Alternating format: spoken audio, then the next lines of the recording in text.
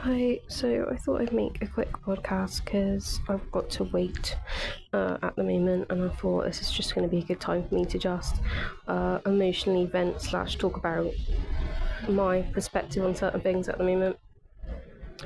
And so I'm going through this experience with this sort of like relationship that's been sort of a bit turbulent at the moment, and I really just wanted to talk about like the power that each woman has within their relationship. So I basically recently went through something where there was like an experience where I was just I don't really want to go into it fully, but I was sort of like seeing someone, and then I wasn't really seeing them. I had a friends of benefit situation with them, and then I realised that some other woman was like in a quote unquote relationship with them. Now, regardless of the state of mind of this person that was clearly thinking it's okay to see two people, I was in a non-exclusive relationship with them, so I didn't really kind of take it too hard. But I think if you're going to tell someone that you're in an exclusive relationship with them, that's obviously the fault of the person that's going to have made those choices.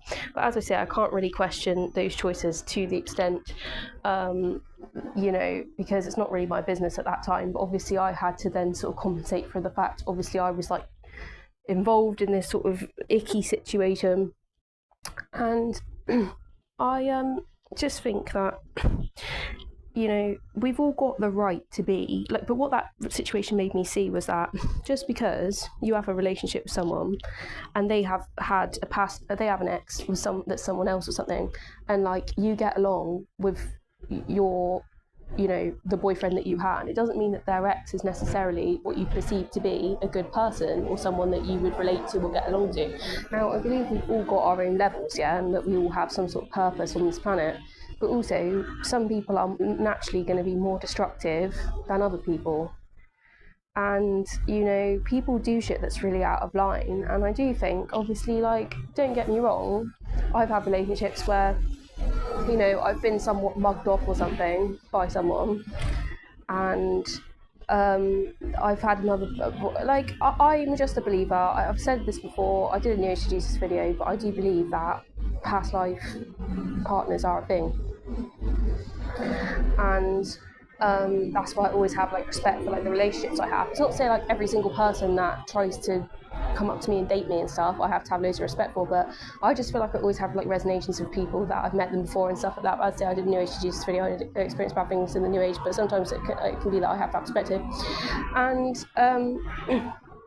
it's just like I just feel like when you talk about the exes of your relationships, like I think regardless of the dynamic that you're in with a person, you're always going to have a particular sort of feeling towards someone that's universally the way it is, as per what could be believed as what your soul needs in that lifetime in order to evolve.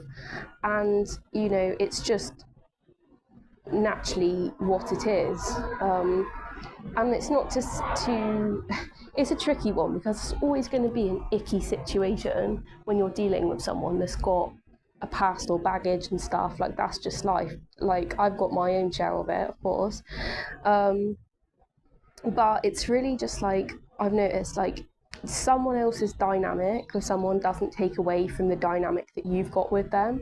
And I've literally been in that boat as well, of like having an ongoing experience with someone and then being like, oh, and feeling like I was then invalidated. It comes from a level of trauma. Like, if you feel invalidated from an experience that you've had with someone, like, there's nothing to invalidate you from an experience that you've had with someone, regardless of anyone else's dynamic as well. But it also doesn't mean that you have to sit there and like validate their experience to the nth degree as well, because there's something very powerful in just being quiet sometimes, or just like not giving a fuck, to be honest.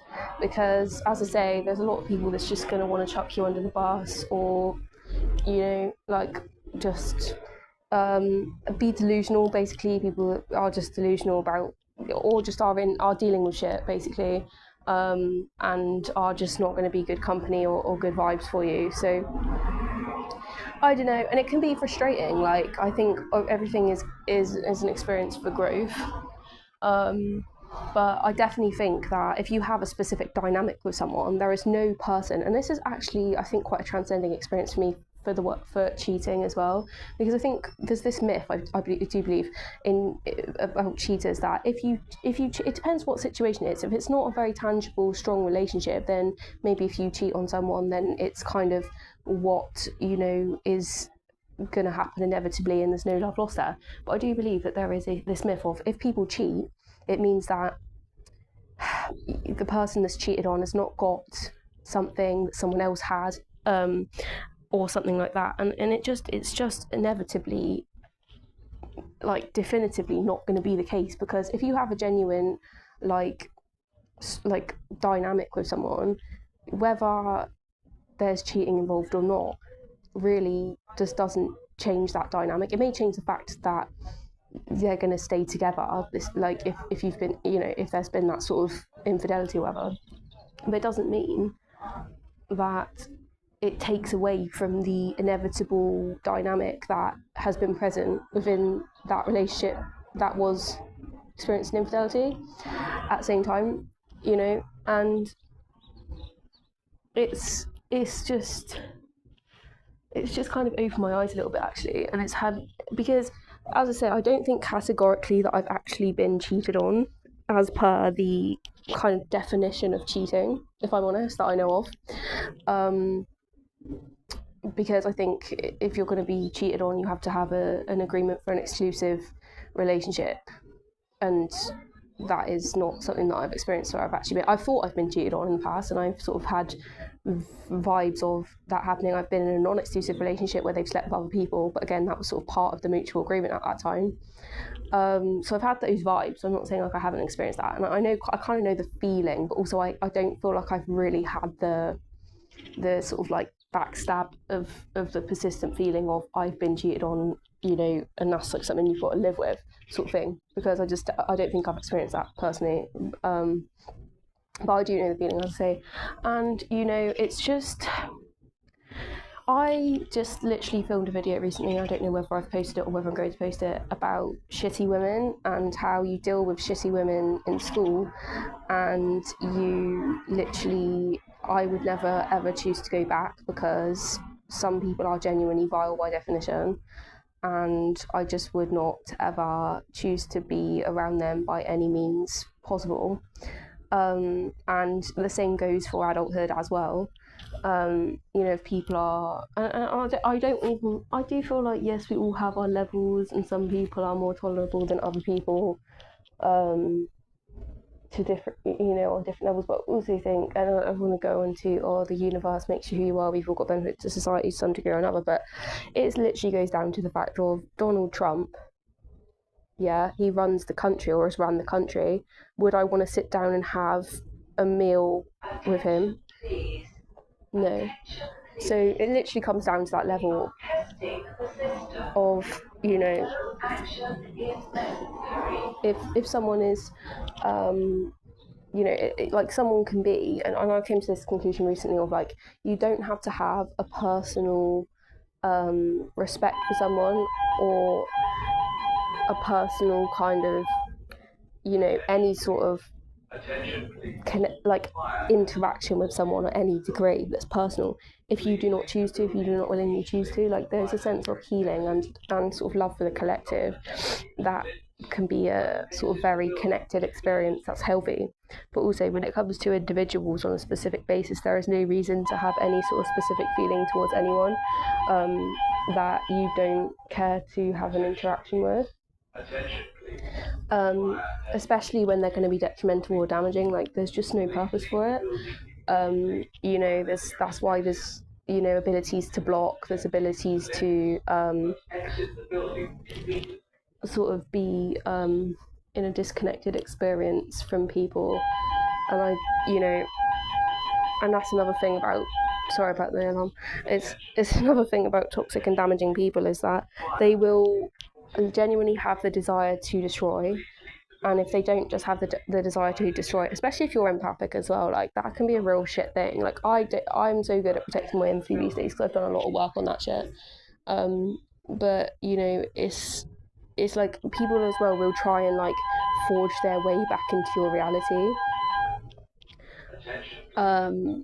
and you have to just like to know how to set boundaries and when to just be like I just literally have never been good at tolerating people's bullshit. I can't lie, because some people will literally sit there, and I make this joke with my friend about just sitting there and being like, open your mouth, I'm just gonna shit in your mouth, I'm just gonna like, you just need to take all my shit. And it's like, actually no, I think you'll find that the toilet is over there. And actually, I'm not your human toilet. Just take your shit and shit in someone else's mouth. Do you know what I mean? And it's just an analogy to say, like, I honestly just you're dysfunctional. I don't know who you think you are, but you're a dysfunctional person, and you need to sort of put yourself back in your lane a little bit, because you're kind of overstepping the mark a bit here. And it's quite embarrassing for you, but you clearly haven't seemed to come round to the fact that it is. As I say, I understand and recognise we all have separate dynamics, but there is honestly no purpose and reason to sort of expose yourself to that sort of dysfunction, really. It's distasteful, it's not nice, really, to experience in any degree, and I'm definitely a believer of, we're all allowed to have our personal delusion, and our delulu, shall I say, yeah, but at the same time, if factually, universally, you are genuinely being weird and making people uncomfortable, like, I feel like shit always corrects itself. People can go way out of line, but shit always brings itself back to collectively what is right and just. You can literally fuck people over, and this is what I see about narcissists and stuff. Like, people will fuck you over, but shit always gets restored. Like, you can literally you can fuck someone over, but shit always goes back to where it's supposed to go. Do you know what I mean? Like, you can literally, and this is why, like, I'm not like, I just want to get mugged over to the extent that just because, the universe is going to fix it anyway. But to be fair, everything always goes back to the right place. You're literally embarrassing yourself if you're going to disrespect people and go so far out of line and just ignore their boundaries to that degree. It's just embarrassing, and all that's going to happen is you're going to embarrass yourself, and then the next day, I'm going to be restored, and it's not going to be like you're just a really weird dysfunctional person. Do you know what I mean? And that's how it's going to sort of be, because there's one thing to get justice from an experience, and there's one thing to transcend an experience,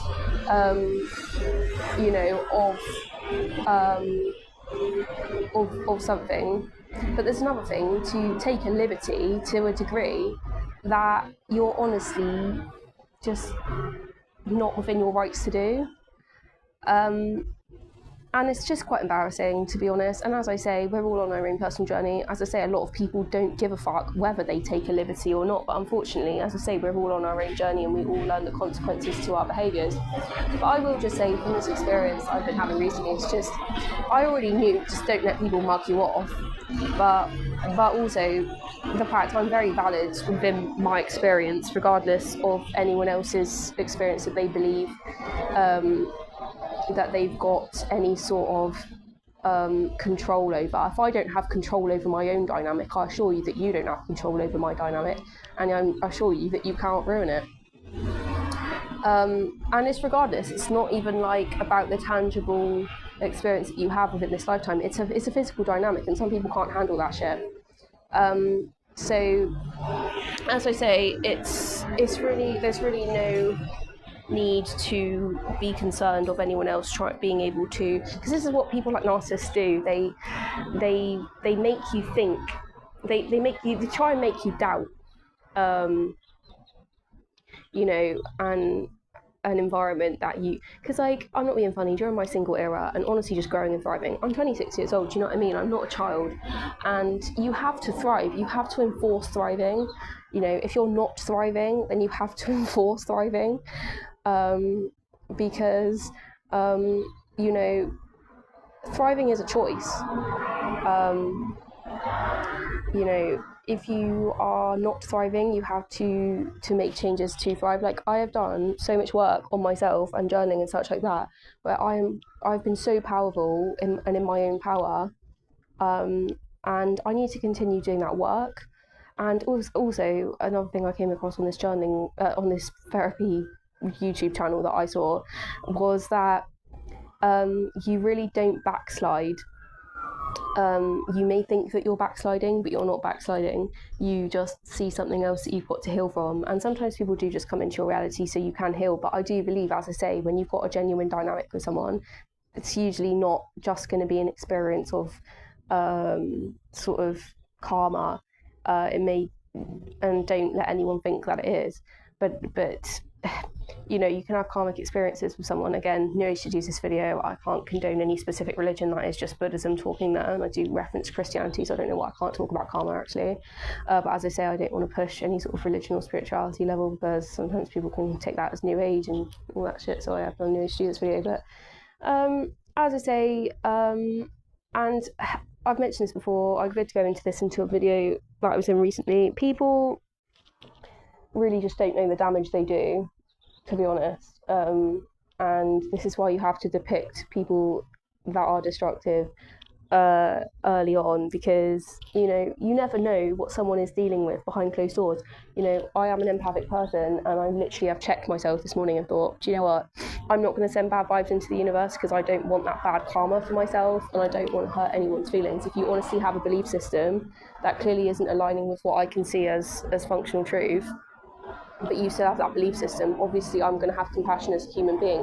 But I also believe that you shouldn't, it kind of miswires with my belief system, because I also don't believe that you should have compassion for destructive people, because you can then be putting yourself at a detriment, which again is just me perpetuating childhood wounding, which I'm still actively working on. You never know what someone is dealing with behind closed doors, but I also know my number one priority is myself.